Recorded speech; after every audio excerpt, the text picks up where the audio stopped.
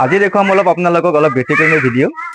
ব্যতিক্ৰমী এইটো কাৰণে কৈছোঁ যে আজি আপোনালোকক এনেকুৱা বস্তু দেখুৱাম যোনটো বস্তু বহুত ভিডিঅ' ক্ৰিয়েটাৰ আৰু ইউটিউবাৰে আপোনালোকে দেখুৱাই থাকে যে এই মোৰ পিছফালে দেখিছেনে, এইটো এটা বাউণ্ডেৰী ৱাল। বহুতে বেলেগত গৈ পেলাই ভিডিঅ' দেখুৱায়, কিন্তু মই আপোনালোকক সম্পূৰ্ণকৈ দেখুৱাম আজি মই নিজেই মোৰ ঘৰৰ কাৰণে লগোৱা এই ৰেডিমেড বাউণ্ডাৰী ৱাল। আপোনালোকে গম পাইছে এইটো ৰেডিমেড বাউণ্ডাৰী ৱাল হয়। এইটো খুব কম দিনতে মই মোৰ ঘৰত লগাই কমপ্লিট কৰি দিলোঁ। আপোনালোকে সম্পূৰ্ণ ৱালটো মই আপোনালোকক দেখুৱাই দিম আৰু কিমান ধুনীয়াকৈ হৈছে। আৰু মই মানে এইটো কাৰণে দেখুৱাইছোঁ আপোনালোকক খুব মই ছেটিছফাই। এই ৱালটো বনাই পেলাই ইমান ধুনীয়া পাইছোঁ আৰু ইমান কম দামতে হৈছে। সেইটো কাৰণে মই আপোনালোকক এইটো ভিডিঅ' দেখুৱাইছোঁ যে আপোনালোকৰ ঘৰখনতো এনেকুৱা ধৰণৰ বাউণ্ডাৰী ৱাল লগাই পেলাই আপোনালোকে আপোনালোকৰ ঘৰখন সুন্দৰকৈ ৰাখিব পাৰিব। আৰু বাউণ্ডাৰীটো থাকিলে ঘৰ এখন ধুনীয়া এটা সুন্দৰ উজ্জ্বল হৈ পেলাই থাকে। ঠিক তেনেদৰে মই এনেকুৱা ধৰণৰ ভিডিঅ' আপোনালোকৰ কাৰণে প্ৰস্তুত কৰিছোঁ। আৰু ইমান ধুনীয়াকৈ বেলেগে আপোনালোকক নক'ব খুব সম্ভৱ যে এই বাউণ্ডাৰী ৱালটো ক'ত কেনেকুৱা ধৰণৰ বস্তু ব্যৱহাৰ হৈছে, কিমানখিনি ডাঠ, কিমানখিনি ওখ আপোনালোকক সম্পূৰ্ণকৈ দেখুৱাম। আৰু হিচাপনো কিমান হৈছে মোৰ, কিমান খৰচ হ'ল সেইখিনিও আপোনালোকক ক'ম। গতিকে আহকচোন এই ভিডিঅ'টো আৰম্ভ কৰাৰ লগতে মোৰ চেনেলক আপোনালোকক সকলোকে স্বাগতম জনাইছোঁ। যদি আপোনালোকে ভিডিঅ'ত নতুনকৈ আহিছে তেতিয়াহ'লে মোৰ চেনেলটো ছাবস্ক্ৰাইব কৰি ল'ব, লগতে বেল আইকনটো বজাই ল'ব যাতে নেক্সট ভিডিঅ'বিলাক আপোনালোকে সোনকালেকৈ পায়। আজি আপোনালোকক চিনাকি কৰাই দিম এজন দাদাৰ লগত, যোনজন দাদাই মোৰ এই বাউণ্ডাৰী ৱালটো সম্পূৰ্ণকৈ ধুনীয়াকৈ বনাই তৈয়াৰ কৰিছে। আহকচোন দাদা। মই আৰু আচলতে এই বাউণ্ডাৰী ৱালটো এই তেখেতেই বনাই দিছে ইমান ধুনীয়াকৈ। তেখেতৰ প্ৰথমতে মই চিনাকিটো লৈ ল'ম। হয়, মোৰ ঘৰটো হ'ল চামগুৰি গেৰুৱাটিত। মোৰ এখন বাউণ্ডাৰী ৱালৰ কোম্পানী আছে। আজি মই দাদাই বহুত দিনৰ পৰা মোৰ লগত যোগাযোগ কৰি আছে আৰু দাদাৰ লগত মোৰ এটা চিনাকিও আছে। গতিকে দাদাই কৈছিলে যে আপুনি মোৰ ঘৰত এখন ৱাল বনাই দিয়ক। গতিকে মই দাদাৰ কথা মতে মই আহি পেলাই এইখন ৱাল বনাইছোঁ। গতিকে এইখন ৱাল বনোৱাত আজি মই বহুত মানে উপকৃত হৈছোঁ। এনেকুৱা উপকৃত হৈছোঁ, বহুত মানুহে মোক হেৰি কৰি লৈছে যে আপোনাৰ কামটো মই বহুত ভাল পাইছোঁ। বহুত মানুহে নাম্বাৰ লৈ আছে, বহুতে ফোন কৰি আছে। গতিকে দাদাৰ এটা চেনেল আছে, এই চেনেলটোৰ জৰিয়তে আপোনালোকক সকলোকে জনাওঁ যাতে আপোনালোকে এই চেনেলটো ছাবস্ক্ৰাইব কৰে আৰু শ্বেয়াৰ কৰে। আৰু আপোনালোকৰ যদি এই ৱালখন যদি আপোনালোকৰ পচন্দ হয় তেতিয়াহ'লে দাদাৰ জৰিয়তে আপোনালোকে মোৰ লগত যোগাযোগ কৰিব পাৰিব। মই দাদাৰ নম্বৰটো আপোনালোকক দি দিম ডিছপ্লেত। হয়, আপোনালোকে তাৰ পৰা নোট কৰি পেলাই ফোন কৰিব পাৰিব। এতিয়া দাদাৰ পৰা মই জানিব বিচাৰিম, হয়, মই কিন্তু সঁচাকৈ ছেটিছফাই কিন্তু দেই, ৱালটো যে ধুনীয়াকৈ বনাইছে। এতিয়া আপোনালোক বেলেগৰ তুলনাত আপোনাৰ ইয়াৰ প্লাছ পইণ্টটো কি যে ধুনীয়াকৈ যে ৱালটো হৈছে, প্লাছ পইণ্টটো কি? বেলেগে যোনটো কাম অলপ কমত কৰিব পাৰে আপোনাৰতো অলপ ইফাল হ'ব পাৰে দামটো কোৱালিটি মেইনটেইন কৰিলে দামটো হ'বই। আপোনাৰ ফালৰ পৰা প্লাছ পইণ্টটো কি আপোনাৰ ৱালটোত? ধৰক এইটোত বস্তুত এনেকুৱা, এইটোত আপোনাৰ ধৰক মিস্ত্ৰীৰ পৰা একেবাৰে মাল চাল যিমান বস্তু আছে চব আমি মেইনটেনেঞ্চ কৰোঁ। ইয়াত খালি আপুনি পইচাটোহে দিলেই হ'ব, বাকী যিমান বস্তু আছে মইহে মেইনটেনেঞ্চ কৰিম। A to Z মইতো জানো, তথাপি দৰ্শকসকলক মই জনাই দিছোঁ যে খালি মই পইচাটোহে দিছোঁ আৰু হিচাপটো দি দিছোঁ যে কিমানখিনিলৈকে ক'ত লগাবলৈ লাগে। বাকী তেখেতলোকক যদি মই মৰমতে দিওঁ, চাহ একাপ খাব পাৰে বা ঠাণ্ডা অলপ খাব পাৰে, কিবা এটা মই যদি দিওঁ, বাকী তেখেতলোকে পানীটোৰ বাহিৰে বেলেগ একোৱেই নোখোজে। আপোনালোকে খালি হিচাপটো দিব, হিচাপটো দিয়াৰ পিছত লগাই কৰি হৈ যাব। যেতিয়া লগাই ফিটিং হ'ব, ফিটা মাৰি পেলাই আপোনালোকে খালি গনি পেলাই দিলেই হ'ল। এইটো জানেনে এইটো ৱালটোৰ আপোনাৰ এই ৱালটোৰ ফিটনেছটো কিমান বাৰু? এটা প্লেট 2 ইঞ্চি। এইটো বহলটো আপোনাৰ 15, এইটো আছে আপোনাৰ ইয়াৰ পৰা এইখিনিলৈকে আছে 15 ইঞ্চি। এটা প্লেট আছে 15 ইঞ্চি আৰু এনেকৈ লম্বাটো আছে আপোনাৰ 58 ইঞ্চি। এটা পোষ্টৰ পৰা এটা পোষ্টলৈকে আপোনাৰ 68 ইঞ্চি লম্বাটো হ'ব। ঠিক আছে, এইটো বহুত মজবুত কিন্তু আপোনালোকে গম পাইছে নাই? আৰু ধুনীয়া দেখাত একেবাৰে ধুনীয়া মসৃণ হয়। এইটো যদি কেনেবাকৈ এইবিলাকৰ কালাৰ কৰি নিওঁ খুব ধুনীয়া চ' এটা উঠিব। কিন্তু ইয়াততো এতিয়া মই বনাই হৈছেহে, আজি হিচাপ কৰি তেখেতলোকক পইচা দিলোঁ। নেক্সট আকৌ মই ৰং চং কৰি পেলাই আকৌ ধুনীয়া হৈ যাব দেখিবলৈ। এতিয়া ধুনীয়া লাগিছে। আপোনালোকে কেমেৰাত কেনেধৰণৰ পাইছে মোক বুজিব পৰা নাই, চাই পেলাই ভাবিছে। আৰু ইয়াৰ ওখটো কিমান হ'ব?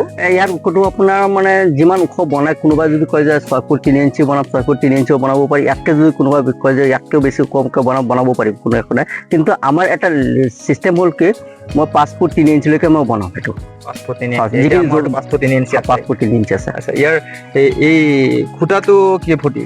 খুটাটো আপোনাৰ এইটো বৰ্তমান খুটাটো আছে 7 ফুট 3 ইঞ্চি পোষ্টটো আছে। তাৰপিছত আপোনাৰ তলত আছে 2 ফুট 3 ইঞ্চি তলত খুটা আছে।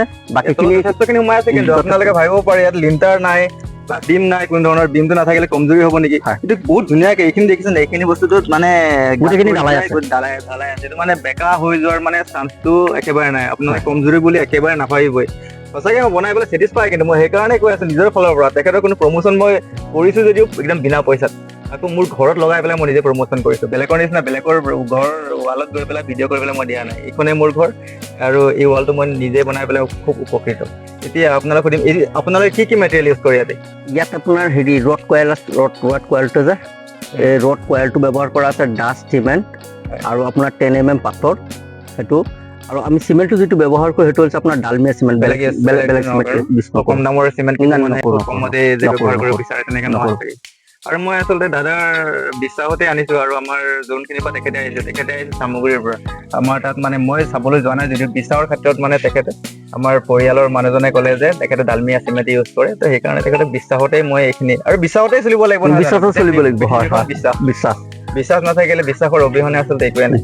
তো সেয়াই আৰু ইয়াত কেইটা ৰড আছে বুলি ক'লে আপুনি? ইয়াত আপোনাৰ 8 পিচ ৰড আছে, এনেকে আছে আপোনাৰ 3 পিচ, এনেকে আছে টোটেল আপোনাৰ 12 পিচ ৰড আছে, এনেকে আছে 3 পিচ আৰু বাকীখিনি আছে আপোনাৰ 9 পিচ ৰড আছে এনেকে পতালিকে, যেনেকে বিল্ডিঙৰ ৰডটো হেৰিটো বনাই বিল্ডিঙৰ চাদ ঢালাইটো দিয়ে চেম বস্তু তেনেকুৱা এটা আছে। ইয়াত ৰড আছে বুলি ক'লে যে কিমান mm ৰড এইটো আপোনাৰ হেৰি আছে যিটো আমাৰ কয়েল ৰডটো আছে যে সেই কয়েল ৰডটো আছে এইটো mmটো মই কিছুমানে আপোনাৰ হেৰিও দিয়ে 250টাও দিয়ে, কিছুমানে আপোনাৰ 6 mmটো দিয়ে, তেনেকুৱা ৰডটো দিওঁ আৰু এতিয়ালৈকে যথেষ্ট ওজনো আছে কিন্তু আপোনালোকে নাভাবে এটা প্লেট আপোনাৰ হেৰি আছে 55 কেজি আছে এটা প্লেটত 55 কেজি মই জোখা আছে বস্তুটো।